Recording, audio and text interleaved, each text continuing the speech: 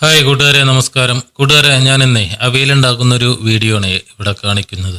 സാധാരണ അവിയലൊക്കെ ഉണ്ടാക്കുമ്പോൾ നല്ല ഡ്രൈ ആയിരിക്കുമല്ലോ സദ്യയിലൊക്കെ വിളമ്പാൻ പാകത്തിന്. ഇത് കുറച്ച് ഗ്രേവിയോട് കൂടി ചോറിലൊക്കെ ഒഴിച്ച് കഴിക്കാൻ പറ്റിയൊരു രീതിയിലാണ് ഞാനിവിടെ ഉണ്ടാക്കിയിരിക്കുന്നത്. ഇതിനായിട്ട് ഞാനിവിടെ പടവലങ്ങ, അതുപോലെ ചെറിയൊരു കുമ്പളങ്ങയുടെ കഷ്ണം, അപ്പോൾ കുമ്പളങ്ങയല്ല വെള്ളരിക്കയാണ് വേണ്ടത്. അതുപോലെ തന്നെ മുരിങ്ങക്കായ, ക്യാരറ്റ്, ഒരു ചെറിയ കഷ്ണം ചേന, അതുപോലെ പച്ചക്കായ, പിന്നെ അച്ചിങ്ങപ്പയർ, ഇത്രയും സാധനങ്ങളാണ് എടുത്തേക്കുന്നത്. ഇതെല്ലാം ഒന്ന് ചെറുതാക്കി നുറുക്കി അങ്ങോട്ട് എടുക്കണേ. എൻ്റെയൊക്കെ കുട്ടിക്കാലത്ത് എനിക്ക് അവിയലൊന്നും ഇങ്ങനെ വലിയ ഇഷ്ടമില്ലാത്ത കറിയായിരുന്നേ.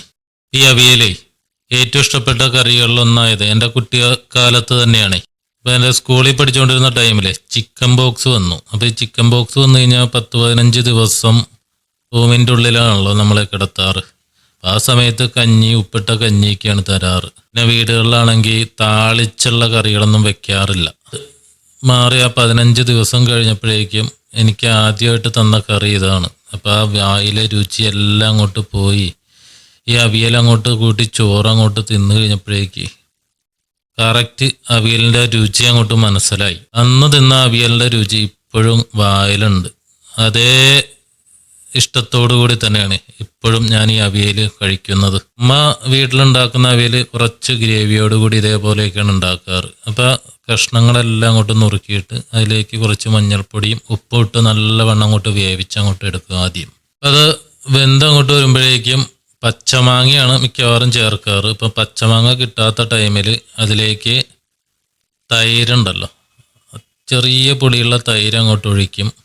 എന്നിട്ട് അതൊന്ന് റെഡിയായിട്ട് വരുമ്പോഴേക്കും അതിലേക്ക് ഒരു മുറി തേങ്ങ ചിരവിയിലേക്ക് 2-3 പച്ചമുളകും കുറച്ച് കറിവേപ്പിലയും ചെറിയ ജീരകം, നല്ല ജീരകം കൂടി ഇട്ട് അരച്ച് അതിലേക്ക് അങ്ങോട്ട് ചേർത്ത് അതൊന്ന് നല്ല തിളച്ചങ്ങോട്ട് വരുമ്പോഴേക്കും അതിലേക്ക് കുറച്ച് പച്ച വെളിച്ചെണ്ണ അങ്ങോട്ട് ഒഴിക്കണം.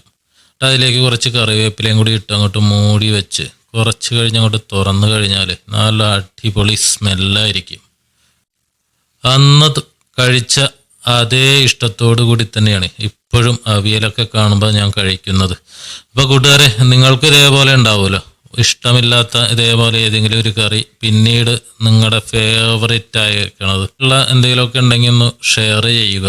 അപ്പോൾ തന്നെ ഈ വീഡിയോയും അതുപോലെ തന്നെ ഈ അവിയലുണ്ടാക്കിയ രീതിയും ഇഷ്ടപ്പെട്ടു കഴിഞ്ഞാൽ നിങ്ങളൊന്ന് കമൻ്റ് അടിക്കണം, അതുപോലെ തന്നെ ലൈക്ക് അടിക്കണം, ഒന്ന് സപ്പോർട്ട് ചെയ്യണം. വീണ്ടും അടുത്തൊരു വീഡിയോ ഇട്ട് നമുക്ക് കാണാം. അതുവരെ നന്ദി, നമസ്കാരം.